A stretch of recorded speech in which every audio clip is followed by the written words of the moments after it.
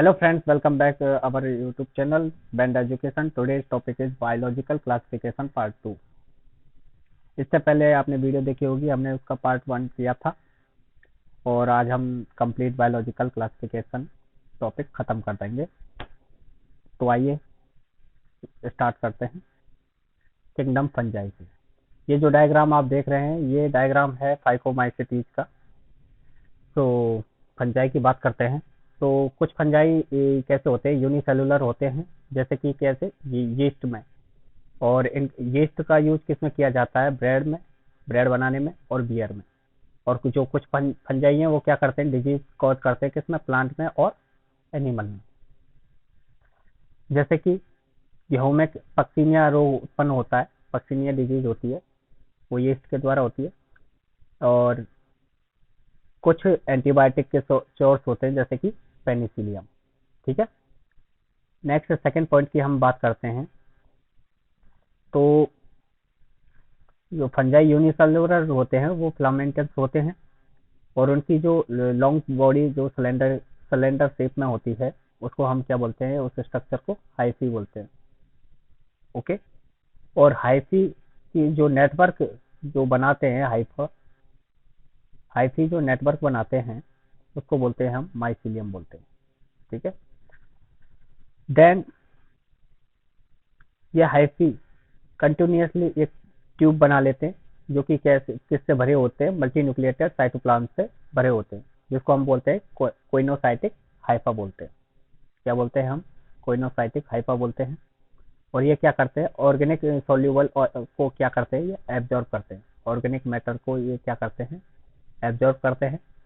And then हम बात करते हैं, इनको हम कैसे देख सकते हैं, एक सिम्बायोट्स के रूप में देख सकते हैं, लाइक माइक्रोराइजा। माइक्रोराइजा का फॉर्मेशन कर देते हैं, जिसमें एल भी इसके साथ हायर प्लांट्स के साथ माइक्रोराइजा या सिम्बायोट्स डिनोट करते हैं या प्रदर्शित करते हैं। देन हम बात करते हैं रिप्रोडक्शन की बात करते हैं। तो फंजाई में जो रिप्रोडक्शन होता है वो वेजिटेटिव रिप्रोडक्शन होता है, सेगमेंटेशन होता है, फिजन होता है, बर्डिंग होती है। असेक्सुअल रिप्रोडक्शन जो है फंजाई में किसके द्वारा होता है, कोर्नेलिया के द्वारा होता है, या स्पोरेंजियोस्पोर के द्वारा भी होता है, या जूस्पोर भी बोलते हैं। और सेक्सुअल रिप्रोडक्शन जो है ऊस्पोर, एस्कोस्पोर और बेसिडियोस्पोर के द्वारा होता है। तो ये रह गई थोड़ी कॉमन सेंस वाली बात हो गई। फिर हम बात करते हैं, ये 3 पॉइंट दे रखे हैं, इनको आप थोड़ा सा पढ़ लें। Fusion of protoplasm between 2 motile और non motile gametes called plasmogamy. यानी कि जो प्लाज्मोगेमी है वो क्या है, जो प्रोटोप्लाज्म का फ्यूजन जो होता है उसको बोलते हैं प्लाज्मोगेमी। यानी कि कहने का तात्पर्य ये है कि पहले प्लाज्मोगेमी होगी, देन कैरियोगेमी होगी, और देन आपका डिप्लॉयड या हैप्लॉयड सेल स्टेज आ जाएगी। ओके, कहने का मतलब ये है। और ये डिप्लॉयड हैप्लॉयड सेल स्टेज किस पर डिपेंड करेगी, आपके माइटोसिस या मियोसिस पर डिपेंड करेगी।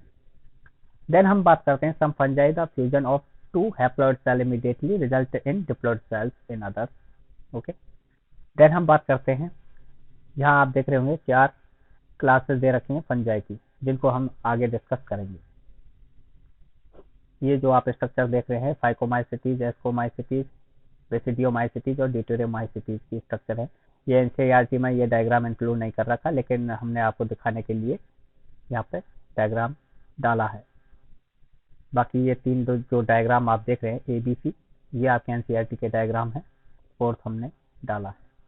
देन आप यहाँ पे टेबल देख रहे होंगे, ये टेबल हमने थोड़ा सिंप्लीफाई करने के लिए बनाई है, बाकी तो आपको एनसीईआरटी में डायरेक्ट लाइन बाई दे रखा है। तो हम आपको सिंप्लीफाई कर सकें, इजी वे में हम आपको समझा सकें, इसलिए हमने क्या किया है, इसको टेबल फॉर्म में बनाया है। जैसे कि आप देख रहे हैं हैबिटेट, तो फाइकोमाइसिटीज का जो हैबिटेट होता है वो कैसा होता है, एक्वेटिक होता है, डिकेइंग वुड ऑन मॉइस्ट और डैम्प प्लेसेस में ये आपके फाइकोमाइसिटीज जो हैं, या फाइकोमाइसिटीज फैमिली के जो मेंबर हैं वो पाए जाते हैं, लाइक एल्ब्यूगो और राइजोपस फाइकोमाइसिटीज के मेंबर हैं। देन हम माइसिलियम की बात करें, तो इसमें माइसिलियम जो होता है कैसा होता है, असेप्टेड और कोइनोसाइटिक होता है। कई बार यहाँ से क्वेश्चन पुटअप किया जाता है माइसिलियम से, तो प्लीज हैबिटेट से तो नहीं पूछता, लेकिन माइसिलियम से कई बार क्वेश्चन पूछा जाता है, और वेरी वेरी इंपॉर्टेंट पॉइंट है ये फाइकोमाइसीटीज का, तो आप इसको ध्यान रख लें। रिप्रोडक्शन की बात करें तो एसेक्सुअल स्पोर की बात करें तो एसेक्सुअल स्पोर जो बनते हैं वो जू स्पोर और एप्लान स्पोर के थ्रू बनते हैं। जू स्पोर जो होते हैं वो क्या होते हैं, मोटाइल होते हैं, और जो एप्लान स्पोर होते हैं वो कैसे होते हैं, नॉन मोटाइल या इमोटाइल होते हैं। कैसे बनते हैं, एंडोजीनियसली बनते हैं। देन हम इनमें जो सेक्सुअल रिप्रोडक्शन की बात करें तो आइसोगेमस एंड आइसोगेमस टाइप के सेक्सुअल रिप्रोडक्शन पाया जाता है। देन एग्जांपल की बात करते हैं तो एल्ब्यूगो, जो कि पैरासाइट है किसमें, मस्टर्ड में, राइजोपस। और एक और एग्जांपल आप यहाँ याद कर सकते हैं, वो है म्यूकर। म्यूकर भी आप यहाँ याद कर सकते हैं, म्यूकर। ओके, एल्बिगो, राइजोपस और म्यूकर। देन हम बात करते हैं बेसिडियोमाइसिटीज की। तो बेसिडियोमाइसिटीज को हम क्या बोलते हैं, क्लब फंजाई भी बोलते हैं। ये आप ध्यान रखें, इनके अनदर नाम भी याद रखें। जैसे एस्कोमाइसिटीज को सेक फंजाई भी बोलते हैं, तो ये दूसरा नाम है। एनसीईआरटी में भी इंक्लूड है, हमने यहाँ पे इंक्लूड नहीं किया, बट हमने अब यहाँ पे इंक्लूड कर दिया है। ओके, देन हम बात करें तो बेसिडियोमाइसिटीज जो है वो आपके कहाँ पाए जाएंगे, soil on loft and tree stumps and parasite form and plant. यानी कि ये पैरासाइट फॉर्म में भी प्लांट पे पाए जाएंगे, और लकड़ी के ठूटों और आपके सॉइल में प्रेजेंट होंगे। देन माइसिलियम की बात करें तो ये जो माइसिलियम है वो कैसी पाई जाती है, सेप्टेड और ब्रांच पाई जाती है। केवल फाइकोमाइसिटीज ही ऐसा है जिसमें एसेप्टेड और कोइनोसाइटिक पाया जा रहा है, बाकी तीनों में सेप्टेड और ब्रांच पाई जा रही है माइसिलियम। देन हम रिप्रोडक्शन की बात करें बेसिडियोमाइसिटीज में, तो रिप्रोडक्शन जो होता है जनरली जो असेक्सुअल रिप्रोडक्शन है इसमें नहीं पाया जाता। असेक्सुअल रिप्रोडक्शन बेसिडियोमाइसिटीज में नहीं पाया जाता, बट वेजिटेटिव रिप्रोडक्शन प्रेजेंट होता है। कौन सा, फ्रेगमेंटेशन प्रेजेंट होता है, सेक्सुअल ऑर्गन एब्सेंट होते हैं यहाँ पे। ओके, देन हम बात करें इसके एग्जांपल की, तो यूस्टिलेगो। यूस्टिलेगो का हम एनोदर नाम क्या है, स्मट, एनसीईआरटी में दे रखा है, आप देख सकते हैं। पक्सीनिया जो कि रस्ट डिजीज कॉज करता है, और एगेरिकस जो कि एक मशरूम का टाइप है, या ये एग्जांपल आप याद रख सकते हैं। देन हम बात करते हैं एस्कोमाइसिटीज की। तो एस्कोमाइसिटीज जो है मोस्टली कैसे होते हैं, मल्टी सेलुलर होते हैं, लाइक पक्सीनिया, और रेयरली जो होते हैं यूनिसेलुलर होते हैं, किसमें, यीस्ट में। For example Saccharomyces cerevisiae. ठीक है, ब्रांचर और सेप्टेड होते हैं। असेक्सुअल स्पोर इसमें जनरली नहीं पाए जाते। ठीक है, ये पॉइंट हो गया। यानी कि सेक्सुअल स्पोर जो पाए जाएंगे तो वो कौन से पाए जाएंगे, एस्कोस्पोर पाए जाएंगे। देन हम बात करें इसके एग्जांपल की, तो एस्परजिलस हो गया, न्यूरोस्पोरा हो गया। ठीक है, ये एग्जांपल वेरी वेरी इंपॉर्टेंट, इसमें आपको याद रखने वाली चीजें हैं। टेबल में एग्जांपल पर फोकस करना मैक्सिमम, और आप माइसिलियम पर फोकस करेंगे। इनसे भी क्वेश्चन पूछा जा सकता है, लेकिन इनको आप याद रखें।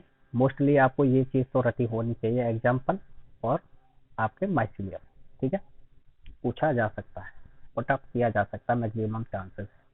देन हम बात करते हैं ड्यूटेरोमाइसिटीज की। तो ड्यूटेरोमाइसिटीज को इम्परफेक्टाई फंजाई बोला जाता है।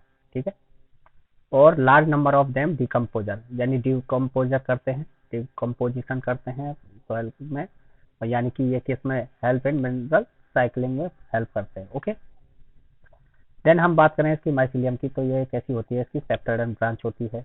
मैंने बोला था कि इसी है असेप्टेड और कोइनोसाइटिक, वो है फाइकोमाइसिटीज, और एग्जामिनर वही पॉइंट उठाता है जो यूनिक होता है, इस बात को आप समझ लें। देन हम बात करते हैं रिप्रोडक्शन की, तो ओनली असेक्सुअल और वेजिटेटिव फेज पाई जाती है या जानी जाती है इसमें। और रही बात असेक्सुअल स्पोर की, तो इसमें किसके द्वारा होता है, कोनिडिया के द्वारा होता है, और सेक्सुअल रिप्रोडक्शन इसमें एब्सेंट होता है। एग्जाम्पल 3 दे रखे हैं, इनको याद करने की ट्रिक अगर देखते हैं तो ACT भी याद रख सकते हैं, अल्टरनेरिया, कोलेट्रोट्राइकम, कोलेटोट्राइकम और ट्राइकोडर्मा, इसके एग्जाम्पल हो गए। तो आप इस ऑल ओवर कहने का मतलब यह है कि आप माइसिलियम और एग्जाम्पल पे ज़्यादा फोकस करें, और मैं ये नहीं कह रहा कि इन पर भी फोकस ना करें, आप ये इन पे फोकस नहीं करें, हैबिटेट और इन सेक्सुअल पे। भाई एनसीईआरटी के हर लाइन इम्पोर्टेंट है, तो कहने का मतलब यह है जो आपको आता है उसे आप और अच्छा करें, जो नहीं आता उसको एवरेज तो कर ही सकते हैं। देन हम बात करते हैं किंगडम प्लांटी की। तो किंगडम प्लांटी में आपको यूकैरियोटिक क्लोरोफिल कंटेनिंग ऑर्गेनिज्म को शामिल किया गया है। ठीक है, तो chlorophyll containing organism commonly called plants, heterotrophic such as the insectivorous plants, parasites like bladderwort, Venus flytrap। तो बात करें हेटेरोट्रोपिक इंसेक्टिवोरस प्लांट की बात करें तो इसका एग्जांपल हो गया ब्लैडरवर्ट और वीनस फ्लाईट्रैप। ये क्या करते हैं, जैसे कोई कीड़ा आया इसके पास, तो ये एक तरह से उनका भक्षण कर लेते हैं। तो ये इंसेक्टिवोरस भी हो सकते हैं और ये पैरासाइट की फॉर्म में भी हो सकते हैं। कुल मिला के बात यह है। देन हम बात करते हैं Plantae includes algae, bryophyte, pteridophyte, gymnophyte, sorry gymnosperm और एंजियोस्पर्म। यानी कि प्लांट, अब ये ब्रायोफाइट और टेरिडोफाइट और जिम्नोस्पर्म और एंजियोस्पर्म हम कहाँ पढ़ेंगे, हम इसको नेक्स्ट चैप्टर में पढ़ेंगे। डिटेल स्टडी हम इनकी नेक्स्ट चैप्टर में करेंगे। यहाँ पे हम केवल देख रहे हैं प्लांट में क्या क्या इंक्लूड किया गया है। एल्गी को भी हमने इसमें इंक्लूड किया है, तो नेक्स्ट चैप्टर में हम ये इन्हीं के बारे में डिटेल स्टडी करेंगे और पूरा लाइफ साइकिल वगैरह हम उसी में डिस्कस करेंगे। फिलहाल तो आप एनसीईआरटी का जो पॉइंट दे रखा है आप उस पर फोकस कर लें। Life cycle of plants has two distinct phase, diploid saprophytic और हैप्लॉयड गैमेटोफाइटिक। तो यहाँ से क्वेश्चन पूछा जा सकता है, तो इस पर आप डबल टिक कर लें, इंपॉर्टेंट लाइन है क्योंकि कई बार पूछा जाता है आपके लाइफ साइकिल से, लिया भी जा सकता है। देन हम बात करते हैं अल्टरनेशन ऑफ जनरेशन। इस फिनोमेना को क्या कहा जाता है, अल्टरनेशन ऑफ जनरेशन बोला जाता है। तो कुल मिला के बात इसमें समझने वाली ये है कि जो प्लांट हैं उसमें क्या है, हेटेरोट्रोपिक इंसेक्टिवोरस प्लांट या पैरासाइट को शामिल किया गया, जैसे फॉर एग्जांपल ब्लैडरवर्ट और वीनस फ्लाईट्रैप।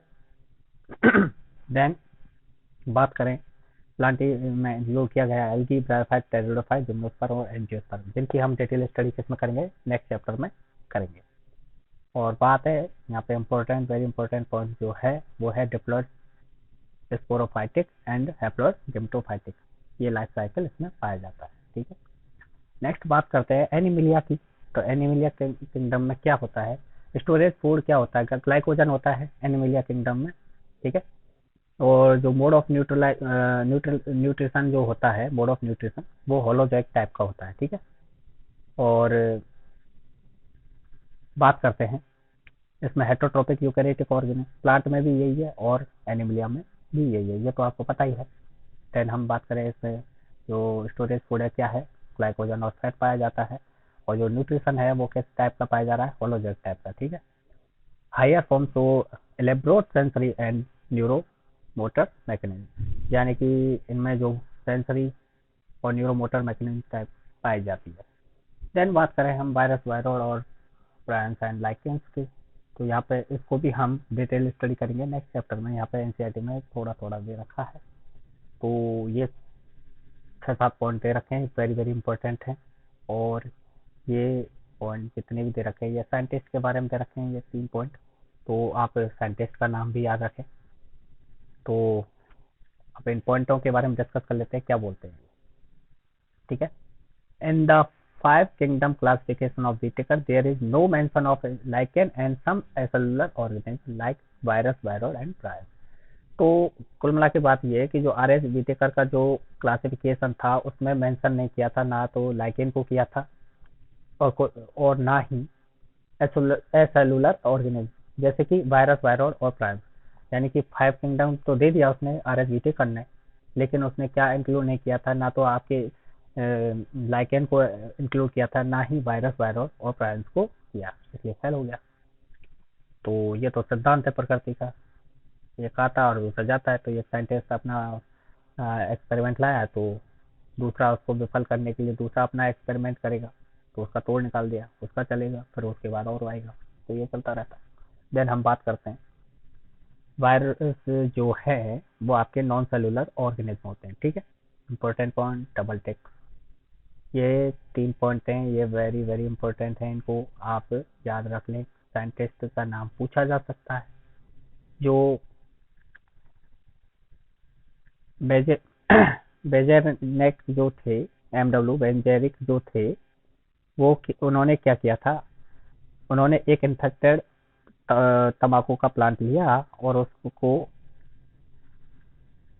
उसके बारे में उन्होंने बताया कि जो एक हेल्दी प्लांट है उसमें जो इन्फेक्शन होता है वो एक वेनम के कारण होता है, और उस वेनम को इन्होंने क्या नाम दिया, कॉन्टाइजम बाइवम फ्लूडम।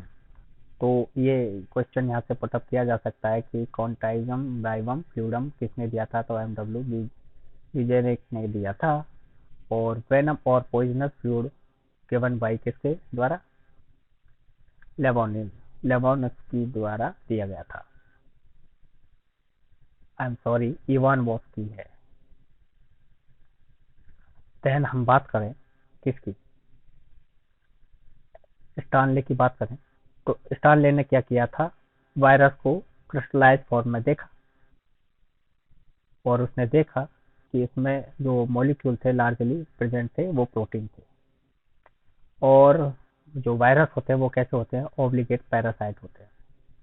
देन हम बात करते हैं, और जो वायरस में जो प्रोटीन कोट होता है वो किसका बना होता है, कैप्सिड। ठीक है, इसको याद रखें। और इसकी स्मॉल सब यूनिट को क्या बोलते हैं, कैप्सोमियर बोलते हैं, जो कि प्रोटेक्ट करती है, किससे, न्यूक्लिक एसिड से प्रोटेक्ट करती है। और वायरस जो डिजीज कॉज करता है वो कौन कौन सी है, मम्प्स, स्मॉल पॉक्स और हर्पीज। तो अब इनके बारे में बात कर लेते हैं, ये इंपॉर्टेंट है, वायरस, वायरॉइड और प्रायंस और लाइकेंस। इससे क्या है, क्वेश्चन पुटअप किया जा सकता है। तो ये साइंटिस्ट का नाम आ गया, ध्यान रखें साइंटिस्ट का नाम। साइंटिस्ट के नामों को अगर आपको याद करना है तो ये अलग से पढ़ने पर लेकर जितने भी एनसीईआरटी में जितने भी साइंटिस्ट के नाम है उन सबको, जैसे आप कोई आज टॉपिक पढ़ रहे हो उसमें जितने भी 5-6 साइंटिस्ट के नाम है आप उनको नोट कर लें उस पन्ने पे, और अपनी दीवार पे चिपका दें। करीब आपके ज़्यादा से ज़्यादा पूरी दोनों एनसीईआरटीओं में 30-40 होंगे, तो आप उन साइंटिस्टों को दीवार पे चिपका दें और सुबह सुबह जब थकते हो तो उनको एक बार देख लें, तो आपका कभी गलत ही नहीं होगा। आ जाए क्या पता, किसका क्या भरोसा। तो चलिए बात करते हैं वायरस की। तो डायनर ने डिस्कवर किया था, क्या डिस्कवर किया था, क्या डिस्कवर किया था कि वायरस से छोटा उसने एक इन्फेक्टस एजेंट देखा था, और उसको नाम दिया था क्या, वायरोड दिया था। और उसने ये देखा कि उसमें फ्री आरएनए पाया जाता है।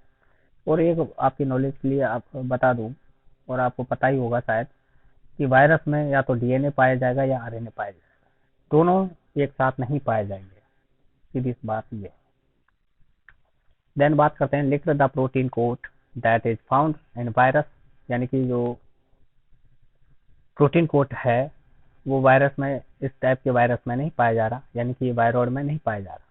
ठीक है, तो प्रोटीन कोड नहीं पाया जा, जिसमें प्रोटीन कोड पाया जा रहा था यानी कि कैप्सिड पाई जा रही थी वो वायरस हो गया, और जिसमें नहीं पाया जा रहा प्रोटीन कोड वो क्या हो गया, वायरॉइड हो गया। ओके, और जो वायरॉइड का जो मोलिकुलर वेट होता है वो कैसा होता है, कम होता है, लोअर होता है। ब्रांच की बात करते हैं, तो modern medicine certain infectious neurological disease were found to be transmitted by agent abnormally folded protein. The agent was similar in size to virus, यानी कि जो प्राइम्स थे ना वो वायरस के ही समान थे, वायरस के ही समान थे, यानी कि उनका जो साइज देखी जाए तो वो वायरस के समान ही थी। और जो डिजीज कॉज कर रहे थे वो न्यूरोलॉजिकल टाइप की डिजीज कॉज कर रहे थे,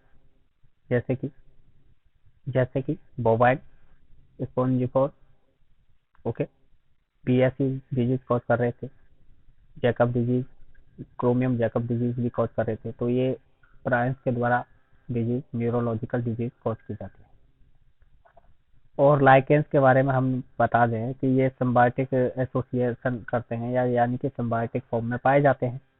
ठीक है, mutually useful association between algae and fungi, यानी कि जो लाइकेंस बनाते हैं वो एल्गी और फंजाई बनाते हैं, ये आपको पता ही है। ठीक है, यानी कि एल्गल के जो कंपोनेंट को बोलते हैं वो उसको बोलते हैं फाइकोबायोंट, और जो फंगल कंपोनेंट को बोलते हैं माइकोबायोंट बोलते हैं। Algae prepare food for fungi, यानी कि इसको लाइकेंस को हम एक अनदर वे में मास्टर स्लेव सिद्धांत भी बोल सकते हैं। यानी कि जो एल्गी जो है वो क्या करेगा, फंजाई के लिए, मान लो ये एल्गी है और ये फंजाई है, तो एल्गी क्या करेगा, इस फंजाई के लिए क्या करेगा, फूड प्रोवाइड कराएगा। इसके बदले में फंजाई इसको क्या प्रोवाइड कराएगा, शेल्टर प्रोवाइड कराएगा और मिनरल और न्यूट्रिशन और वाटर प्रोवाइड इसको फंजाई एल्गी को कराएगा। Lichens are very good pollution indicator, they do not grow in polluted area. यानी कि अगर आप देखना चाहते हो तो जहाँ पॉल्यूशन है वहाँ तो मिलेंगे नहीं, यानी कि इनको जो पॉल्यूशन का इंडिकेटर मान सकते हो। यानी कि ये पाए कहाँ जाएंगे, लाइकेन जहाँ पॉल्यूशन नहीं है, और जहाँ पॉल्यूशन है वहाँ ये पाए नहीं जाएंगे, सीधी सी बात। तो आज हमारा ये बायोलॉजिकल क्लासिफिकेशन चैप्टर खत्म हो गया। आई होप आपको वीडियो पसंद आया होगा और वीडियो पर अच्छा रेस्पॉन्स मिल रहा है, और मैं चाहता हूँ कि आप ज़्यादा से ज़्यादा इस वीडियो को लाइक करें, शेयर करें, सब्सक्राइब करें। और मेरी मोस्टली वीडियो 8 से 10 मिनट की होती हैं, आप जैसा कि जानते ही हो। मुझे पता है कि आप मेडिकल एस्पिरेंट बच्चों को बहुत टाइम की बहुत कमी रहती है, इसलिए मेरी मोस्टली वीडियो रहती है 8 से 10 या 15 मिनट, इससे ज़्यादा नहीं होती। और आप इनको चलते चलते देख सकते हो या आप फ्री टाइम में देख सकते हो, जैसे आपका मैक्सिमम से मैक्सिमम एनसीईआरटी कवर हो जाए। और मेरा ये दावा है कि आप मेरी वीडियो देखोगे तो 80% एनसीईआरटी तो आपकी कवर हो ही जाएगी, क्योंकि मैं इसमें mostly important NCERT point include करता हूँ। और thanks for watching this video, please like and share. और अगर कोई आपको प्रॉब्लम है तो मेरा नीचे ये कॉन्टैक्ट नंबर दिया गया है, तो आप इस पर मुझे कॉन्टैक्ट कर सकते हैं।